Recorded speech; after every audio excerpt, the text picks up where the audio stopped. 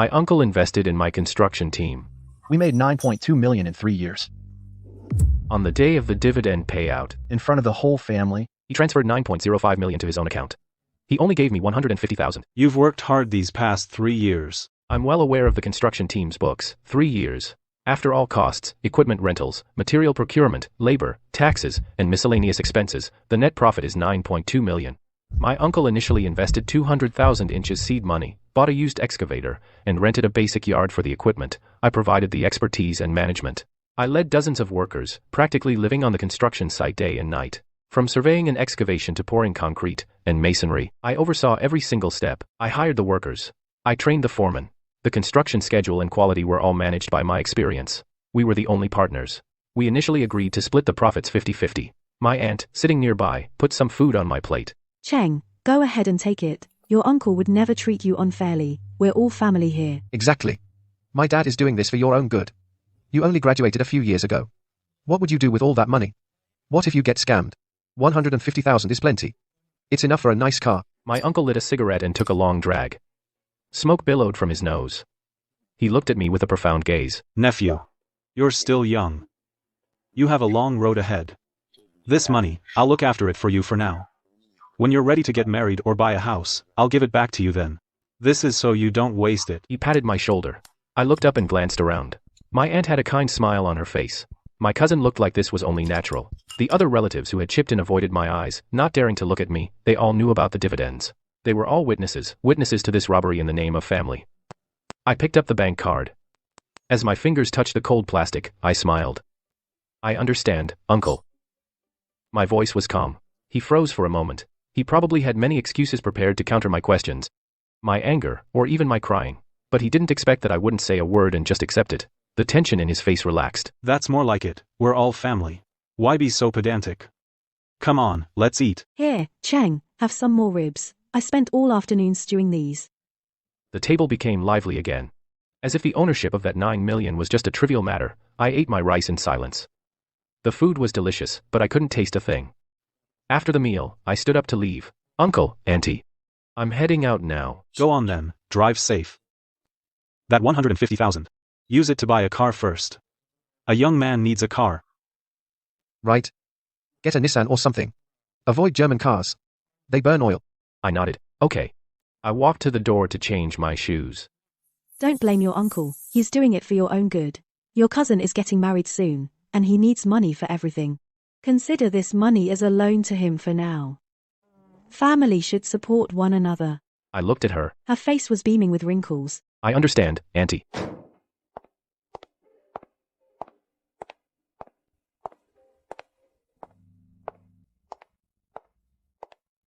I arrived at the construction site on time the next morning. Dozens of workers were already there. Some were eating buns, some were checking their tools, and some were standing around smoking. Morning, Shu. Morning. I stood in front of the temporary trailer and clapped my hands. Everyone, listen up. The workers gathered around. Foreman Elder Zhao stood at the front, still holding his hard hat. Listen up, everyone. We're doing a full cleanup today. Inventory all the equipment, gather the tools, and stack the materials, then clear everything out of the trailer. Shu. Are we not working today? Party A is pushing us hard. We're supposed to pour the roof this week. Starting today. We're shutting down. I answered calmly. But the expressions on those dozens of faces were as if they'd heard something earth-shattering. There's work through next year. Why stop out of nowhere? I didn't explain. I'll pay you double wages. And everyone will get an extra month's pay as a bonus. Thank you for your hard work these past 3 years. I walked into the trailer filled with blueprints and construction records. The walls were covered with schedules, milestone plans, and inspection records. Construction logs were spread across the desk. I stacked them one by one, until they were nearly a foot high. These things are what I've written word by word over the last 3 years. I found a file folder, put all the logs inside, and then I tore those charts off the wall one by one.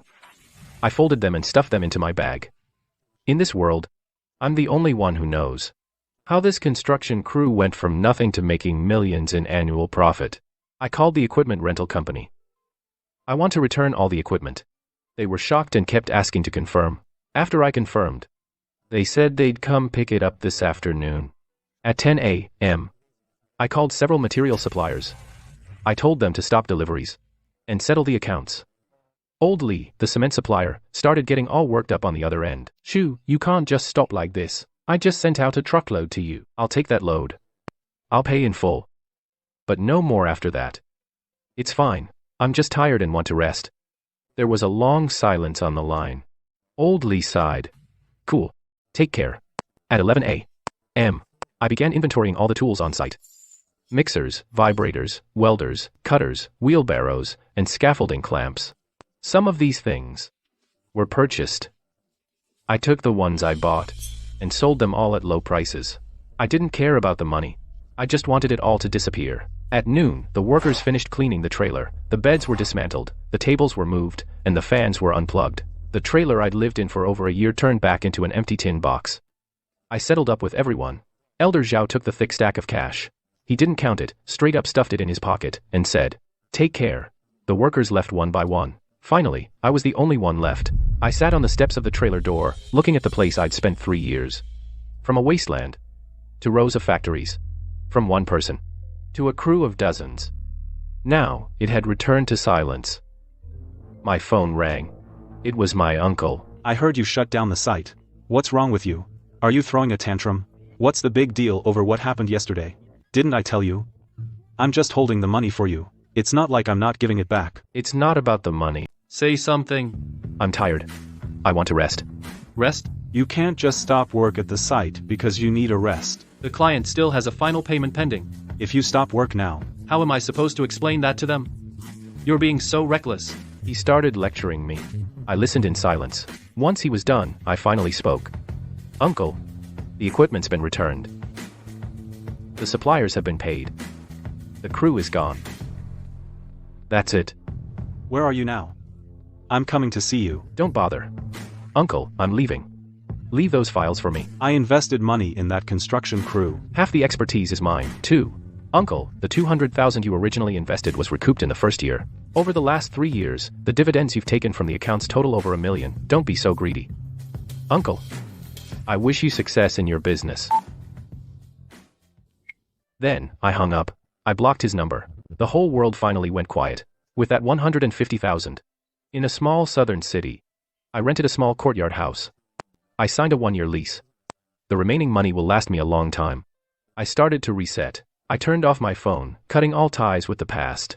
I didn't know how my uncle was doing, and I didn't want to know. I knew he would find me. Or rather, he would find that empty construction site. And then, the real show would begin. 5 days after I left, I heard the site at the West Side Industrial Park was back in business.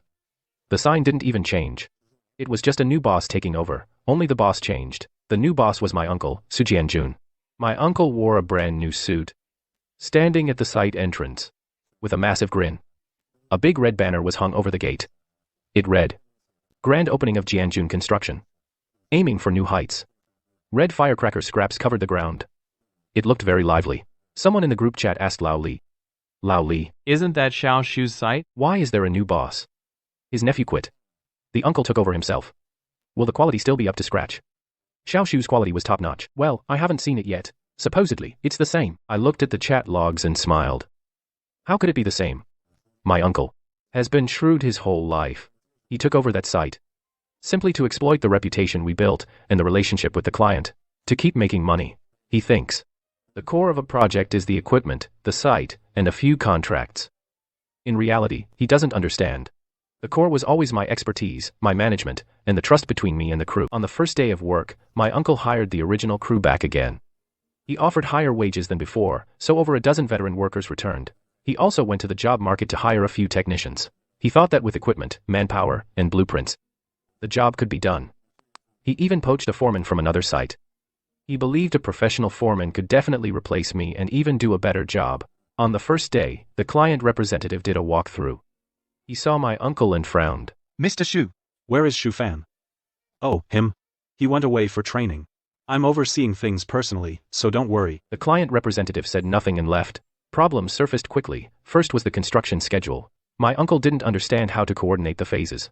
The excavation and pouring crews weren't synced, so too much was dug, but they couldn't pour fast enough, leading to a cave-in. And rework. 2 days were wasted. Then came the materials. He didn't know how to control waste. Too much concrete was ordered, with a whole truckload left over. It was dumped. Rebar was cut to the wrong size, wasting a whole pile. By the end of the day, material waste was 30% higher than when I was there. The workers started complaining too.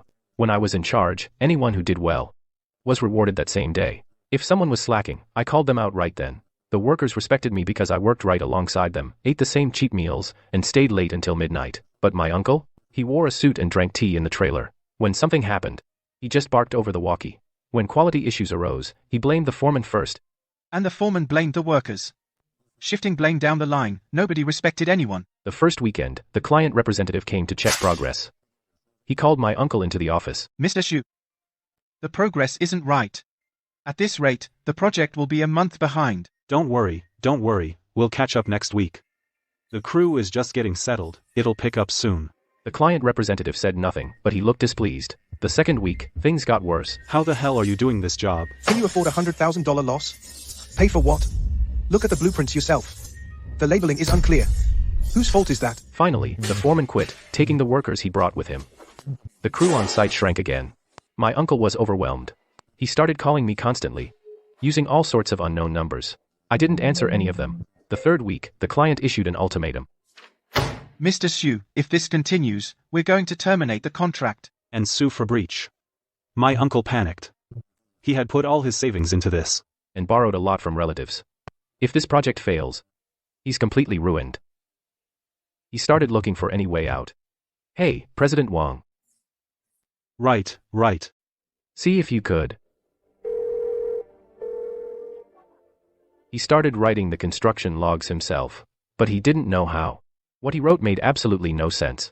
The client wanted detailed process logs, inspection records for concealed works, and material test reports. He couldn't produce any of it. Reputation takes 3 years to build. But destroying it takes only 3 weeks. The fourth week, the site shut down completely. One night, he used an unknown number to call me. I answered.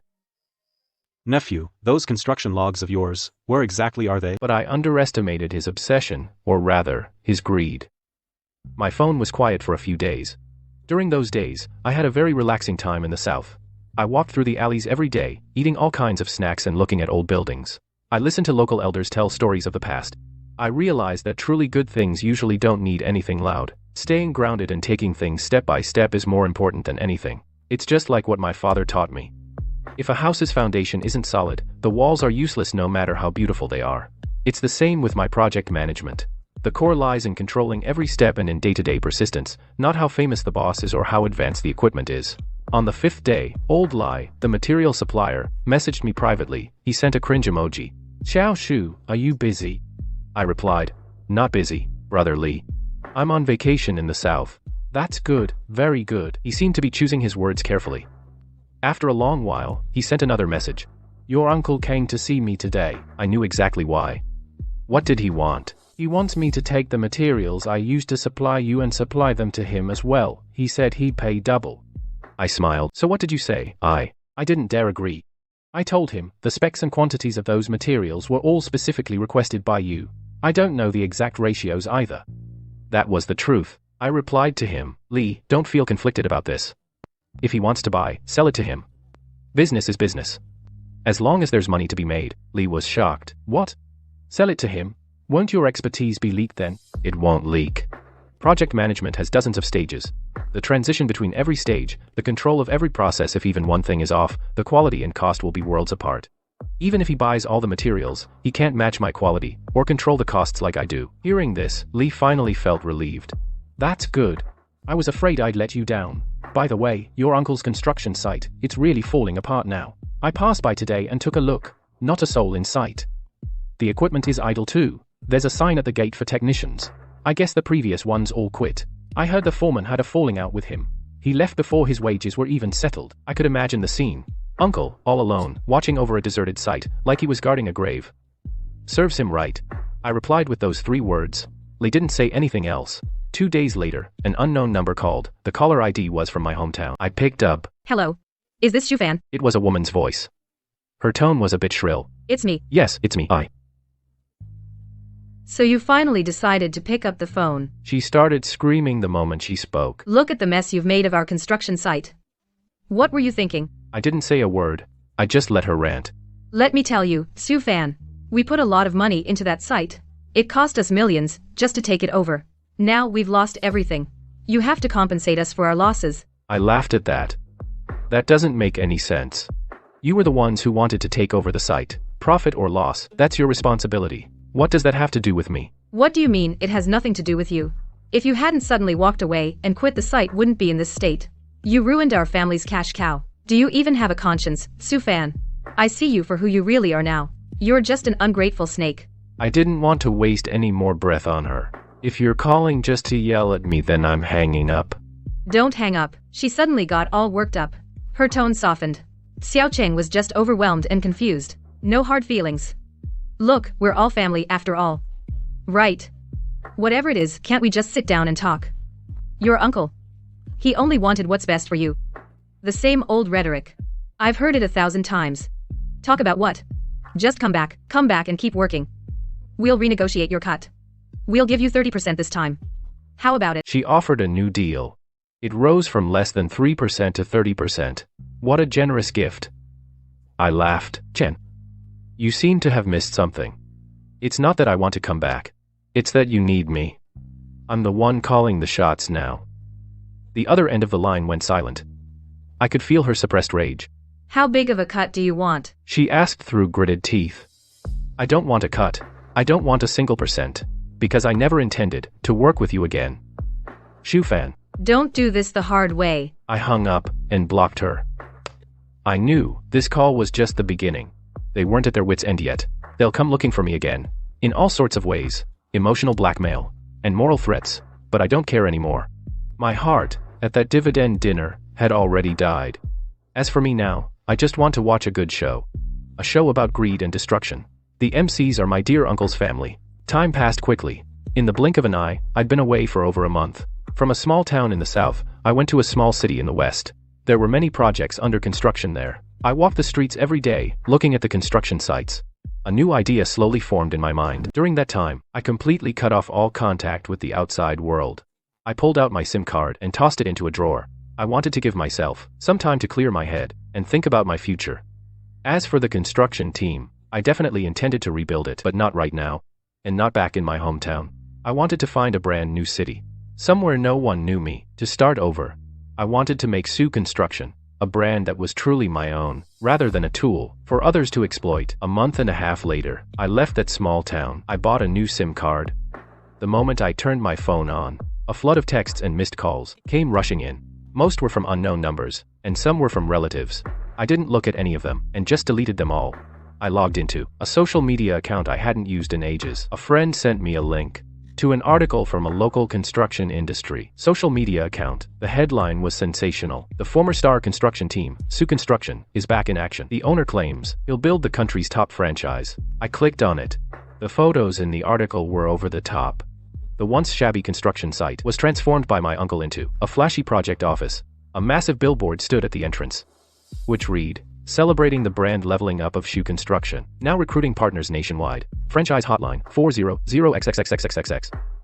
The article praised my uncle as a genius in the construction industry. It described how he had the vision to invest in his nephew, and how he stepped in to save the day after his nephew abandoned the job. Not only did he replicate the core technology, but he also leveled up the management. The current Shu Construction has better quality and higher efficiency. And they've officially launched a national franchise.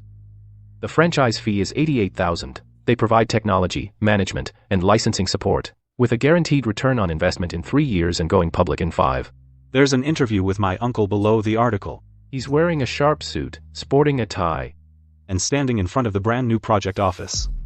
He looks high-spirited. Our goal is, within the next 3 years, to launch 500 partnership projects nationwide and spread the quality of Su Construction across the country, he told the reporter. Looking at his face in the photo, that face full of confidence, I almost laughed out loud. He's nuts. He's really lost it. The construction site has clearly shut down. The quality is obviously fake. Where does he get the nerve to launch a national franchise? Isn't this just a scam?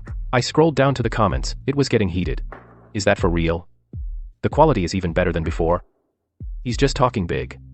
The boss changed, so the quality will definitely tank. I've been there. That site is a total mess. Only an idiot would franchise. The person above must be a paid actor. My friend said it really has leveled up. It's obvious he hired shills to control the story. I closed the article.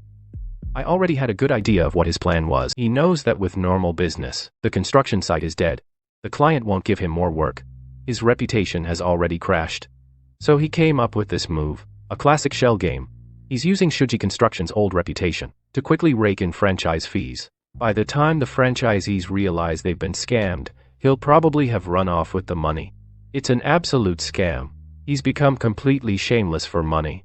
He doesn't just want to ruin the site, he wants to ruin the name Shuji Construction, the one thing my father left me, my only keepsake. My father was also in construction. He started out as a carpenter. Later, he led his own crew. His biggest wish in life was to establish his own construction company. All the management and building techniques were his life's work. I was just fulfilling his final wish. My uncle says he knows all this, but he doesn't care. All he sees is money. I opened my contacts and found the client's number. The one for the original site. The client representative was named Joe. I gave him a call. Hello, President Joe, it's Shu. Oh, it's you, Shu. Where have you been? President Joe was very warm. I've been away, learning the ropes. President Joe, I wanted to ask you something. That old construction site of mine, how is it doing now? Don't even get me started. Niu Cheng, President Joe sighed. Niu Cheng, that uncle of yours is a real piece of work. Hey, Niu Cheng. Hey, Niu Cheng. He's made a complete mess of the construction site. Niu Cheng, he spent a fortune a while back to set up some project department. He said he wanted to start a franchise. He said he wanted to start a franchise. Niu Cheng. He said he wanted to start a franchise. Hey, Niu Cheng. Niu Cheng. In the end, not a single person called. Now the site has shut down again. Now the site has shut down again. Hey, Niu Cheng. AI generated. He just sits in that prefab cabin all day, smoking and moping. Hey, Niu Cheng. Hey, Niu Cheng. Let me tell you. Hey, Niu Cheng. Hey, Niu Cheng. It looks like he took out a high-interest loan. Hey, Niu Cheng. To pay for those franchise ads. Hey, Niu Cheng. Some nasty-looking thugs showed up yesterday, looking for him at the site to collect the debt. Looking for him at the site to collect the debt. Hey, Niu Cheng. Hey, Niu Cheng. I think he's really done for this time. Hey, Niu Cheng. I listened quietly. I felt no emotion. President Joe. How long was the contract he signed for the site? He signed for 2 years. He signed for 2 years. Hey, generated. He's been at it for almost 2 months. Niu Cheng. Generated. The progress isn't even at 10%. Generated. If he runs off. Generated. Generated. My losses will be huge.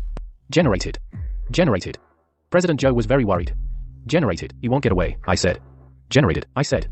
He mortgaged his own house. Cheng. Everything he had. Generated. He gambled it all on this scam. Generated. Now, he's lost. Now, he's lost. Niu Cheng. I talked with President Joe for a few more minutes. Niu Cheng. Then I hung up. Niu Cheng. I stood by the hotel window, looking at the mountains in the distance. I knew the final judgment was coming. With his own greed, Cheng, my uncle wove a web for himself. Niu Cheng. Now, the net has tightened. Generated. AI. Niu Cheng. Trapping him firmly in the middle. Niu Cheng. Trapping him firmly in the middle. Unable to move. And I'm going back real quick. Not to watch him fail, but to take back everything that rightfully belongs to me, including Shu Construction and its reputation. I returned to that familiar city. I didn't contact anyone. I went to the bank first to withdraw the $150,000 from my card. Combined with my previous savings, I had about $250,000 inches cash.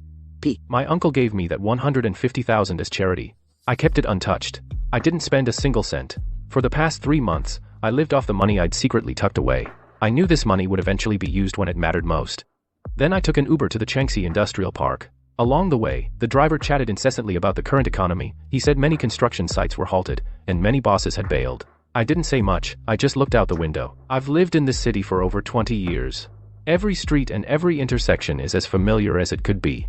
But seeing them today, they felt foreign. As if a transparent film separated me from him. From a distance, I saw the construction site, the gates were shut, and someone had used red paint to spray paint 2 large words. DEBT was there, along with pay up.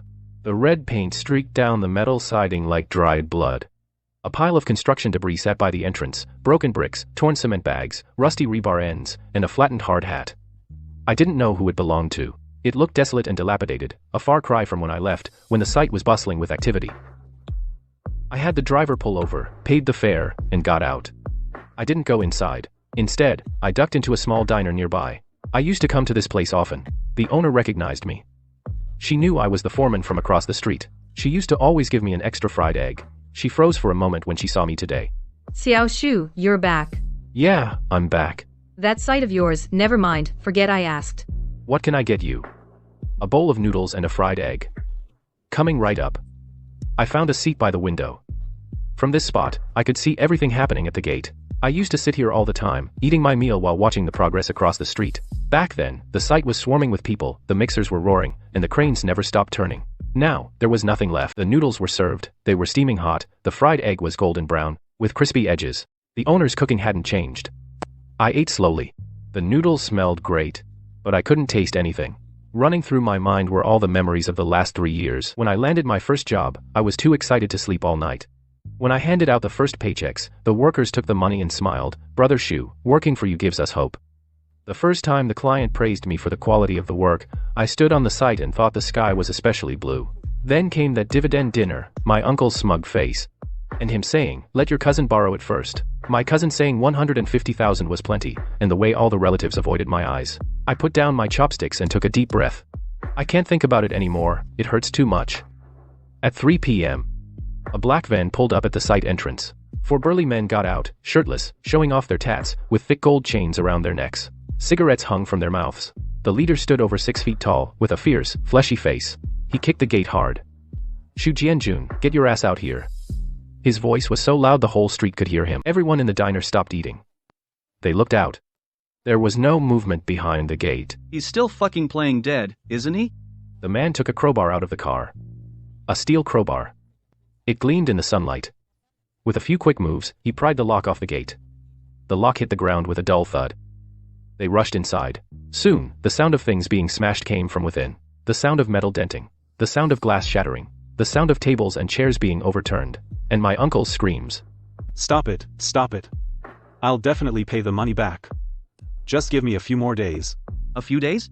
I've already given you a month." The lead thug's voice boomed like thunder. "Principal and interest. If you can't come up with $1 million today, I'll take one of your legs." Then came the sounds of more intense punching and kicking.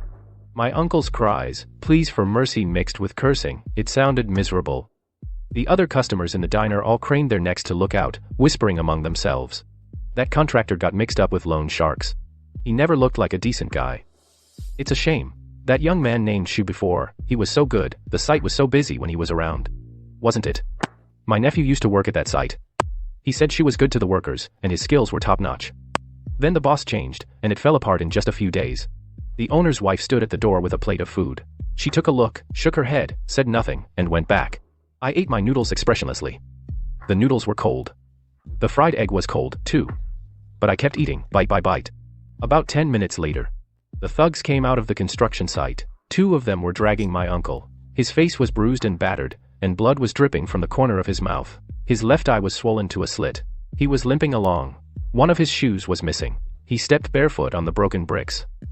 He had clearly been beaten badly. "Shu Jianjun, I'm giving you 3 more days. If you still don't pay up in 3 days, it won't be as simple as losing a leg. Even if you have to sell your wife and kids, you'd better come up with the money for me." The lead thug slapped my uncle hard across the face. The loud crack from across the street could be heard clearly. Then he got into the car with his men and drove off. The van puffed out a cloud of black smoke and disappeared at the end of the street. My uncle sat slumped on the ground like a dead dog. He looked at the smashed gate of his construction site, his eyes empty, his lips trembling.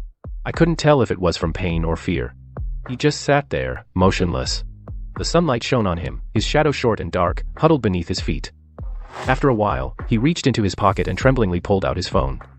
He started making calls. I guessed he was asking his relatives for money. The first call. "Hello?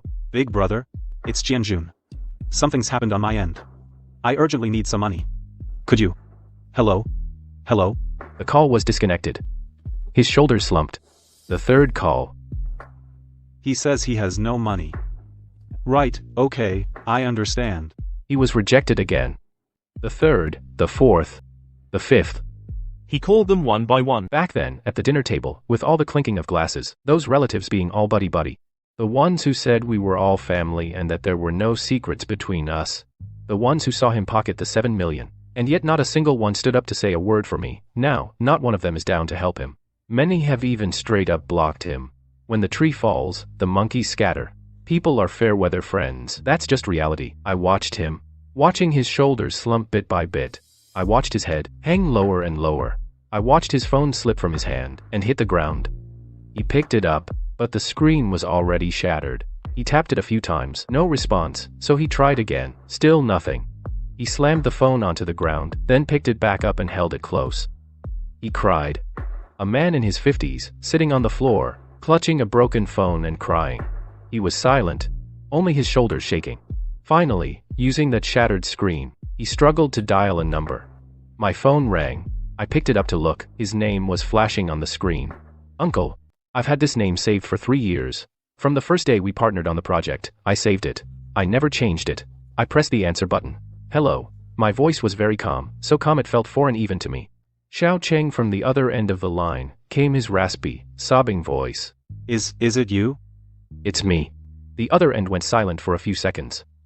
There was only heavy breathing and the occasional sob. Xiao Cheng, save your uncle. I know I was wrong. I shouldn't have taken your money. Please come back, okay? Come back and manage the site for me. I'll give you half. No, 70%. I'm just begging you to save my life. He cried bitterly, looking miserable, like a drowning man clutching at the last straw. I listened quietly, without a ripple of emotion. Once he finished, I finally spoke slowly. Uncle, did you know?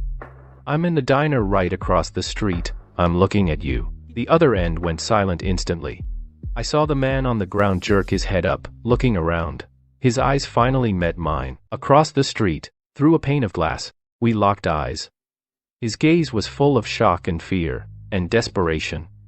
His lips were moving, like he was trying to say something, but I couldn't hear him. I smiled at him. Then I said one last thing. Back then, you said that you would look after this money for me. Now, I'm just letting you know that the holding fee can be very expensive. I hung up after saying that.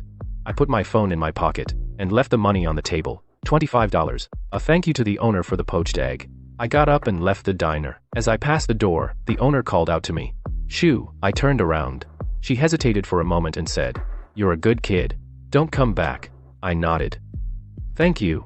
I didn't give him another look. I knew he was finished. Not only did he not enjoy a cent of that $9 million, but because of it, he paid the price of ruining his own life. He mortgaged his house, took out high-interest loans, and alienated all his relatives. Now, he has nothing. As for me, I'll take my skills and experience to a new place and start a new life. The sky outside. I didn't realize when it cleared up. Sunlight hits the wet asphalt, reflecting a golden glow. I took a deep breath. The air was fresh, as if it had just been washed. I left. I didn't look back. I bought a train ticket to a coastal city in the south. A place I've never been. AI generated. AI generated. There are many new districts under construction there. AI generated. No acquaintances in the development zones. AI generated. No past. AI generated. I need a quiet place. I need a quiet place. AI generated. To rest my weary soul. AI generated. To rest my weary soul. AI generated. And to plan my new life. AI generated. AI generated. The train speeds along the tracks. AI generated. The scenery outside the window keeps changing. AI generated. From the familiar northern plains. AI generated. To the unfamiliar southern hills. AI generated. From the barren yellow earth. AI generated. To the lush green trees. AI generated. From the gray, gloomy sky. AI generated. To a transparent blue sky. AI generated. AI generated. I lean against the window. AI generated. AI generated. Watching the clouds on the horizon. AI generated. Watching the clouds on the horizon. I thought of many things. I remember when my parents were still around. The three of us lived together in a small courtyard. There was a date tree in the yard. It was full of dates every autumn. My father would plane wood under the tree. The wood shavings would curl into rings like springs. While he planed, he'd tell me stories about building houses. Xiao Cheng, remember this, building a house is just like living your life. The foundation must be solid, the walls straight, and the roof level. One mistake and the house will be crooked. He said that was the root of the Shu family. It was from my great-great-grandfather from the years of war, a craft he developed little by little. Everything was in chaos back then. We had nothing. The family was always on the run. What they wanted most was a place to shelter them from the wind and rain. So, my great-great-grandfather started learning carpentry. He built and repaired houses for others. His skills grew better, and his reputation grew. He recorded all his experience in a yellowed notebook. Father said it was a family heirloom. Later, my father became a construction worker too. He started as a laborer at the bottom, learning bit by bit. He wanted to start his own construction company. But before he could see that day, he passed away. I was 12 when my parents died in an accident. I was in class that day. My teacher called me out and said something happened at home. I don't remember how I got to the hospital. I just remember the long lights in the hallway, blindingly white. My uncle stood by the door. With bloodshot eyes, he said, Xiao Cheng, your parents are gone. I didn't cry. I don't know why.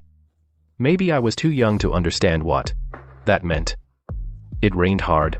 On the day of the funeral, when they lowered the casket, mud splashed on my face. It was cold. My uncle took me home and served me a bowl of hot soup. My cousin let me watch TV. They said, "Xiao Cheng, this is your home now." I believed them. I believed them for years. They didn't treat me poorly. They kept me fed and clothed all through college. So, when he suggested we partner on a project, I didn't hesitate to hand over my father's notebooks. I thought we were family. I thought blood was thicker than money. I was wrong, and it was nuts. At that dinner for the dividends, I saw the greed in his eyes.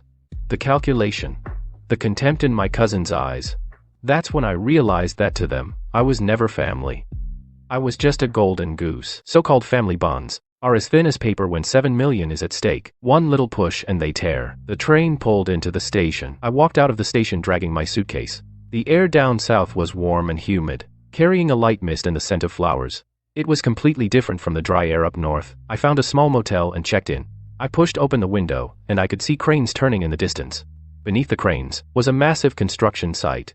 Skyscrapers were rising from the ground, like shoots popping up after a rain. I stood by the window and watched for a long time.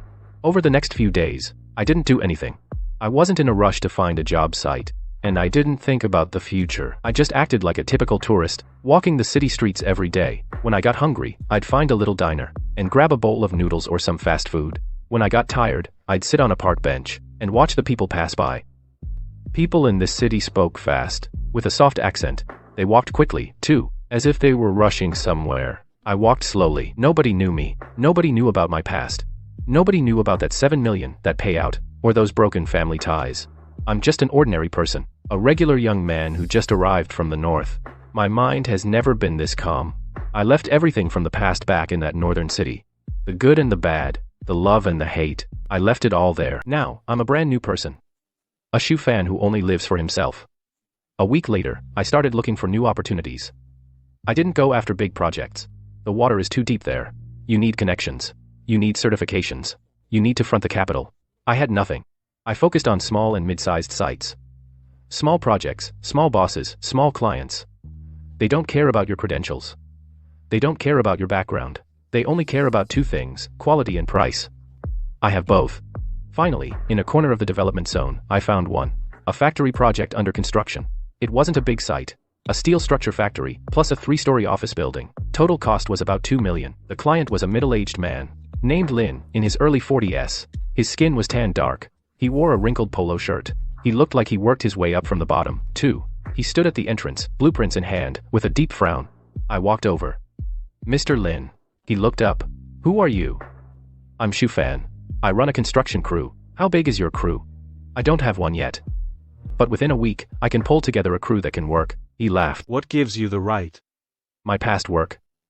I listed several major construction sites I'd worked on. Then, for several key milestones, I briefly explained the construction plans for foundations, main structures, and finishing. As he listened, his eyes lit up. You led that project? Yes. Why aren't you working there anymore? I was silent for 2 seconds. Had a falling out with the boss. He stole my money. He glanced at me and didn't ask anything else. In construction. You see this a lot. He hesitated for a moment, rolled up the blueprints, and tapped them against his palm. Fine. Try a small job first. A 300-meter wall. When do you need it? As soon as possible. In 12 days, others quoted 150,000. How about you? 120,000. He was stunned. Why so low? I looked him in the eye. I don't need to support an office, nor do I have a boss to pay. I just want my guys to have enough to eat. He looked at me for a long time, then reached out his hand. Deal. That night, I went back to the motel and started making calls. The first was to old Zhao. "Mr. Zhao, I have a job here. Are you in?" "I'm in." He didn't ask a single question. Old Zhao has been with me for 3 years. He's my crew leader and the person I trust most. He's in his 40s and doesn't say much, but he's a solid worker. He used to work at other construction sites, but he stayed with me ever since he joined. The second call was to little Lu. "Lu, I've got a job over here. Are you down for it?" "Brother Shu, I'll go wherever you say." Little Lu is an electrician. He's in his early 20s, but his skills are as good as any veteran's. He almost had an accident on site once, and I was the one who pulled him back. Since then, he's been completely loyal to me. The third call was to little Lu. The third, fourth, and fifth. I called them one by one, and not a single person refused. Some asked how much the daily rate was. I gave them a number, and they said okay. Some didn't ask anything at all, and straight up asked when we were leaving. Some hung up the phone and called back 5 minutes later. They'd say, "Brother Shu, I've got 2 more guys with me, can they come?" I said, "Bring them." After making the last call, I sat on the bed, looking out the window.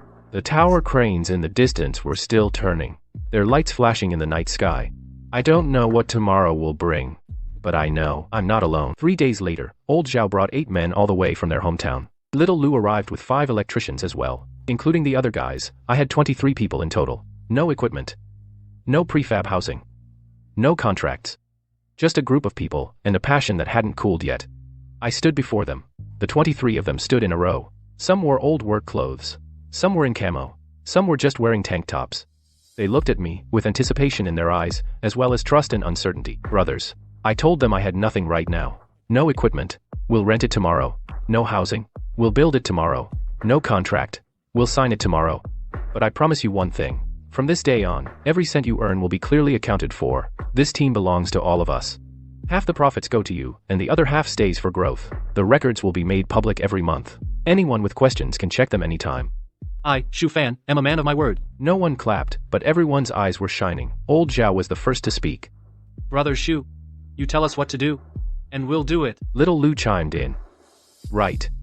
Brother Shu, we'll follow wherever you lead. The others all nodded.